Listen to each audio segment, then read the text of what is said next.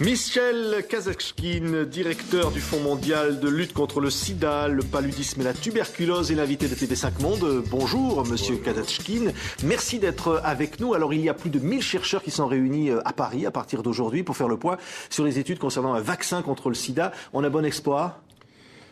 On a de l'espoir et on a peut-être plus d'espoir cette année qu'on en avait l'an dernier ou surtout il y a 2 ans. Peut-être vous souvenez-vous, il y a 2 ans, un grand essai américain avait malheureusement échoué et montré plus d'infections dans le groupe qui recevait le candidat vaccin que dans le groupe témoin dans un essai contrôlé.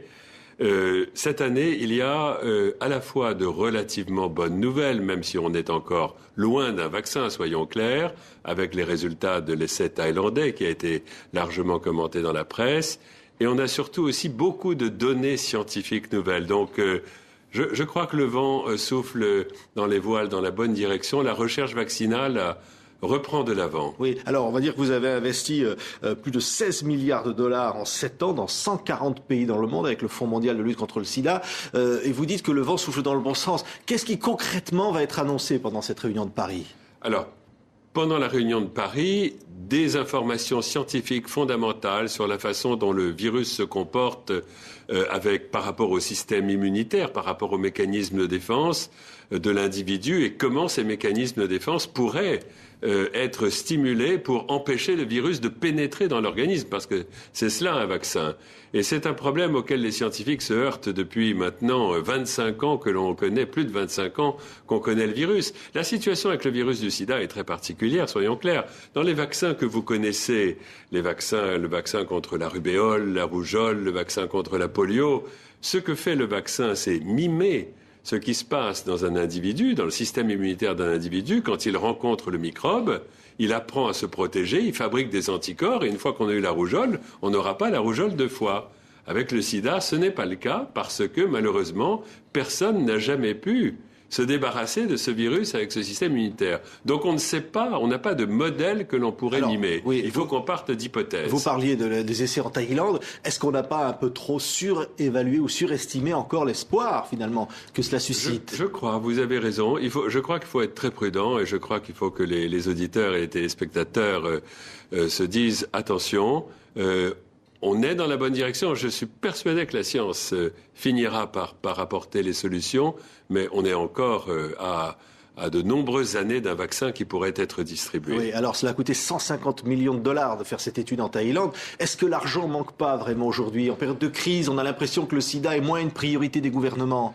Oui, alors vous avez dit tout à l'heure que le Fonds mondial, qui rassemble des contributions de tous les gouvernements donateurs du monde, et singulièrement des grands pays du G8 et maintenant du G20, a déjà investi 16 milliards de dollars en 6 ans dans 140 pays du monde. C'est une action de santé publique sans précédent qui amène des résultats extraordinaires. 4 millions de personnes sous traitement maintenant dans le monde en développement, c'était pratiquement 0 en 2002. Rien que dans l'année 2008, 1 million de nouvelles personnes ont eu accès au traitement. Donc, il y a 2 choses différentes. Il y a l'investissement dans la recherche, qui est l'investissement vers le futur. Et puis, il y a l'investissement que l'on fait dans les pays pauvres pour que ces pays aient accès aux méthodes de prévention que l'on connaît déjà, c'est-à-dire l'éducation, l'information, prévenir la transmission du virus de la mère à son bébé, ce que l'on sait faire, apporter des préservatifs, ce sont ce qu'on appelle les interventions de réduction des risques chez les usagers de drogue pour empêcher les infections chez ces personnes-là. Et puis, c'est l'argent pour investir dans le traitement des gens qui sont malades. Et de tout cet argent, vous ne manquez pas aujourd'hui, parce qu'on entend dire finalement la santé, l'éducation, tout ça est un peu... il faut faire des choix, on n'a plus les moyens. Oui, l'argent devient vraiment une préoccupation majeure. D'abord pour nous, les grands financeurs internationaux qui récoltons nos fonds des pays du Nord, mais aussi dans les pays du Sud, parce que la crise économique et financière, elle frappe aussi les pays pauvres.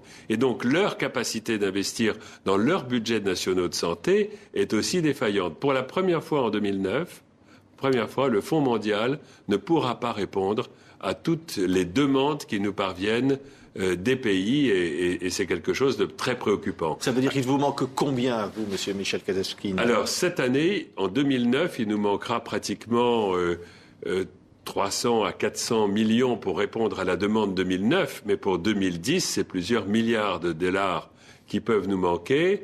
En 2010, ce sera une année de reconstitution des fonds du Fonds mondial et j'espère que nous aurons beaucoup l'occasion de parler de cette récolte de fonds fondamentale pour l'avenir de la lutte contre la maladie. Ça veut dire que si vous n'avez pas ces fonds, combien de personnes risquent de mourir? Nous estimons actuellement que les fonds du Fonds mondial permettent de sauver 3000 vies humaines par jour ou 100 000 vies par mois. Et donc, ces personnes ne pourraient pas avoir accès aux traitements qui sauvent leur vie si les fonds venaient à manquer. Alors, vous avez comme ambassadrice l'épouse du président de la République française, Carla Bruni. Est-ce que vous avez une oreille attentive de tous les gouvernements? Alors, j'ai une oreille attentive de tous les gouvernements. Je dois dire que je suis frappé. Dans ce métier de directeur du fonds, j'ai eu l'occasion de rencontrer la plupart des politiques. Et il y a 15 jours, j'étais à l'Assemblée générale des Nations unies. Ils sont sensibles. Ils sont engagés, ils ont fait un effort formidable. Encore une fois, il n'y a pas d'équivalent dans l'histoire de la médecine d'une mobilisation telle que celle qui nous a amenés où nous en sommes avec le Fonds mondial aujourd'hui. Mais la contrainte de la crise économique et financière est là. Et pourtant, vous savez, il ne s'agit pas de beaucoup d'argent. C'est quelque part autour de 60 milliards de dollars par an qu'il faudrait au monde pour atteindre tous les objectifs du millénaire. La France, par exemple, donne moins ou... Non, la France a maintenu ses engagements et la France est le deuxième donateur au Fonds mondial à l'échelle internationale et c'est le premier donateur européen. Il y a des mauvais élèves, par contre? Il y a des élèves qui payent en retard, mais ce que j'attends surtout, encore une fois, c'est 2010, c'est-à-dire le moment où nous allons demander aux donateurs de s'engager sur les 4 années prochaines. Et ces 4 années nous amèneront pratiquement à 2015, qui est le rendez-vous que le monde s'est fixé pour faire le point sur les progrès du développement, l'éradication des grandes maladies, la lutte contre la pauvreté. Et toujours pas de date pour le vaccin. Toujours pas de date pour le vaccin, mais encore une fois, dans cette conférence, beaucoup d'espoir renouvelé. Merci, Michel Kazatchkine, le directeur du Fonds mondial de lutte contre le sida, la tuberculose, le paludisme, d'avoir été notre invité sur TV5 Monde. Merci à vous, merci de votre invitation.